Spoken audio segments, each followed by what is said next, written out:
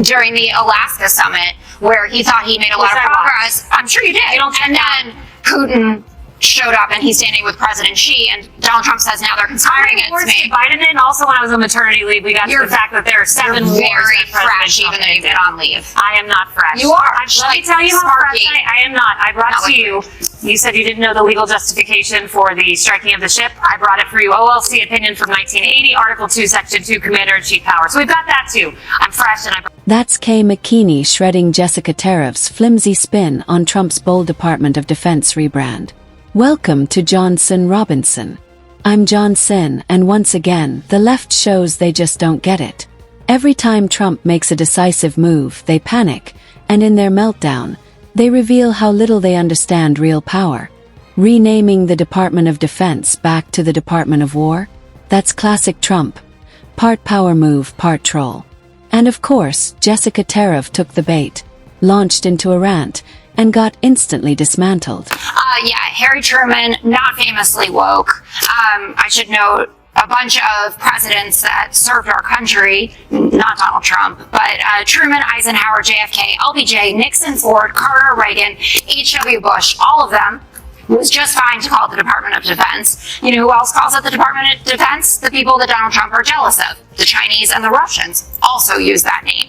It's because he thinks it sounds more dangerous, more big guy, more manly. Like Jesse said, it's a nickname. It's all a game. And first of all, this happened it passed through Congress. So they're probably gonna have to go back through Congress to do it. So nothing has been changed except that their chyrons get to look that way. Kayleigh, your former boss, does anything surprise you about him not wanting to be on defense, right? He always is in his, his debates, his interviews, never ever put yourself on the fence. You always want to be on offense. It's like you know him very well.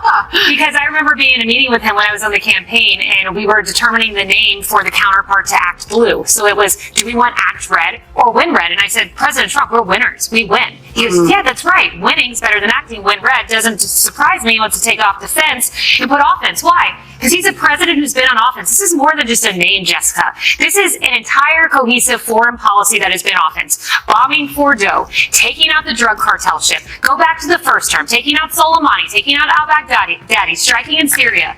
When Biden said don't, President Trump said do. And what you are looking at is a reflection of that. They are taking down defense. They are going to make this the Department of War. This is a president of offense. He doesn't say don't, because when you say don't, the enemies act. When you say don't, Putin goes into Ukraine. When you say don't, Hamas attacks on October 7th. When you say do, when you actually do an action, you achieve the respect of the world. And that's what's happened with President Trump. You were on maternity leave. Congratulations. But this isn't just symbolism, it's strategy.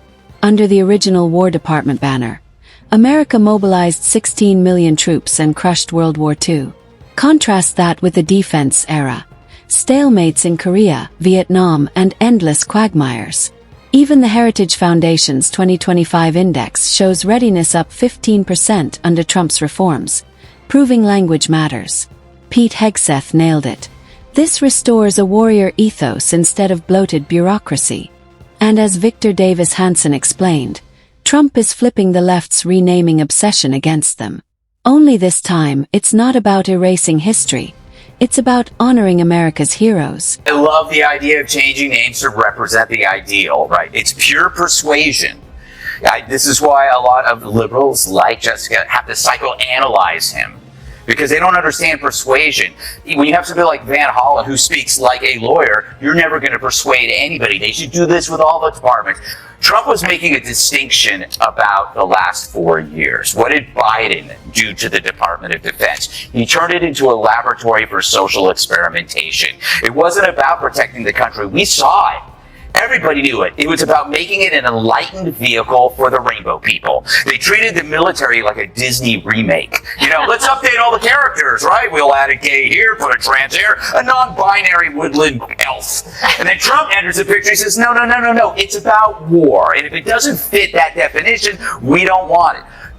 His critics don't understand this, and he drives them crazy because he operates on a superpower they don't have, which is persuasion. What is persuasion? Blunt language, usually that's pretty colorful and memorable. Department of War. He understands incentives and disincentives. Department of War is a disincentive. What he also has you think past the sale. Calling it the Department of War then has you accept the premise in its own title. So when you hear things, you go, we need new missiles. Department of War, that sounds about right. We want a diversity month. Is that Department of War? No, it isn't. So he creates this world for you, and it drives the left crazy because they still haven't found the person who can. This is Trump's 80-20 playbook at work. He frames the fight so Democrats are stuck defending the losing side. The rebrand screams strength while spotlighting their hypocrisy. After years of tearing down statues and renaming schools, now they whine that Trump's renaming is childish. Please, as Greg Gutfeld put it, Trump's superpower is persuasion, flipping the script, rallying confidence, and making opponents argue nonsense. Every meltdown proves he wins before the debate even starts. So, what do you think? Should the War Department name return? Or is this just a symbolic flex? Drop your thoughts in the comments, and if you like this breakdown, hit like and subscribe to Johnson Robinson. Until next time, I'm Johnson.